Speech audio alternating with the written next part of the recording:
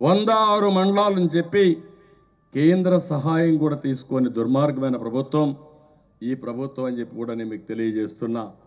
అంగన్వాడీ అయితే దగ్గర 32 రోజులుగా ధర్నా వాళ్ళు నిరసన చేస్తామంటే కనీసం వాళ్ళు పట్టించుకున్న పాపాన పోలేదు. ఇవే కాకుండా ఇంకొక పక్క వీడికి వస్తే ఓసారి మనసు బాగా ఆందోళన ఆవేదన చెందే పరిస్థితి వస్తుంది.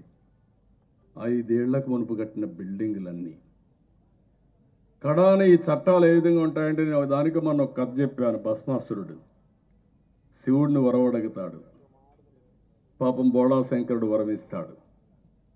ఇచ్చిన తర్వాత ఎవరి చేయి మీద ఎవరి నెత్తిపైన చేయబెడితే వాళ్ళు బూడిదైపోవాలని వరం.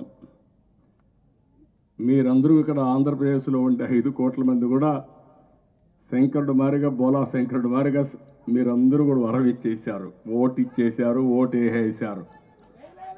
ఆ ఓటు వేసిన తర్వాత మీరు ఒక్కసారి ఆలోచిస్తే అందరి తల మీద చేయబెట్టాడు, అందరిని బూడి చేయడానికి.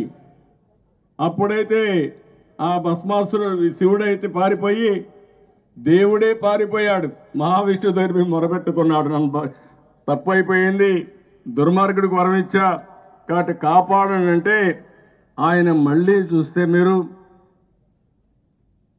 మహిషాసుర మోహిని అవతారం ఎత్తి డ్యాన్స్ చేసి వీడిని మెప్పించి వాడి చెయ్యి వాడిని తినిపెట్టుకునే పరిస్థితి తీసుకొచ్చి బూడి చేసే పరిస్థితికి వచ్చారు.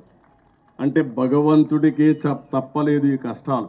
నేను అందుకే చెప్తున్నా, విష్ణుమూర్తి వచ్చి చేసే వరకు ఈశ్వరుడు కూడా దిక్కు లేకుండా పోయింది. ఇక్కడ ప్రజలు ఓటేసిన తర్వాత అందరి తల మీద చేయబెట్టాడు, పెడుతూనే ఉన్నాడు. ఇంకా బతికున్నాం, అక్కడ బూడిదైపోయారు కానీ ఇంకా జీవోత్సవాలుగా బతికున్నాం. అందుకే నేను అడుగుతున్నా, మళ్ళా మీకు ఒకే అవకాశం 87 రోజులు ప్రతి ఒక్కరుగా ఆలోచించుకుని కులాలకు అతీతంగా, మతాలకు అతీతంగా, ప్రాంతాలకు అతీతంగా అందరూ కలిసి ఒకే దారికి రావాలి. అది వైసీపీ విముక్త రాష్ట్రంగా తయారు చేసే పరిస్థితి మీరందరూ తీసుకోవాల్సిన అవసరం ఉంది. ఆ ఉద్యమానికే నేను కానీ జనసేన గారు కానీ మీకు ఇవ్వరు. ఇంక 87 రోజులు ఓపి పట్టాలా, కోర్టుకు పోవాలా? మిమ్మల్ని అభినందిస్తున్నా. 5 ఏళ్లు పోరాడారు. ఇంతవరకు ప్రపంచ చరిత్రలో ఇంత పెద్ద పోరాటం ఎప్పుడూ జరగలేదు.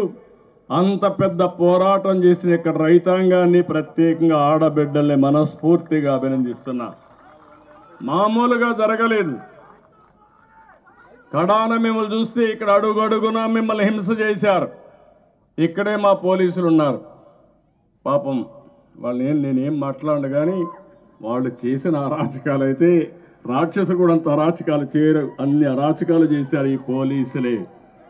రేపు మళ్ళా మీకు జిందాబాద్ కొట్టబోయేది కూడా ఈ పోలీసులే. తొందరలో వస్తారు మళ్ళీ మీ దగ్గరికి. వచ్చేట్టుగా చేస్తూ అదే ప్రజాస్వామ్య విశిష్టత. నేను చాలా విన్నాను, చాలా చూశాను. ఇన్ని రోజులు మీరు ఆందోళన చేస్తా ఉంటే కడాని ఇక్కడ ఆడబిడ్డలుంటే ఆందోళన చేయనీయకుండా చేయడం కోసం డ్రోన్స్ పంపించి బాత్రూముల పైన ఎగరేసే పరిస్థితికి వచ్చారంటే, మీరు పాదయాత్ర నడుస్తూ ఉంటే భోజనం చేయడానికి టెంట్లు వేయనీయకుండా మిమ్మల్ని రోడ్డు మీదనే భోంచేసే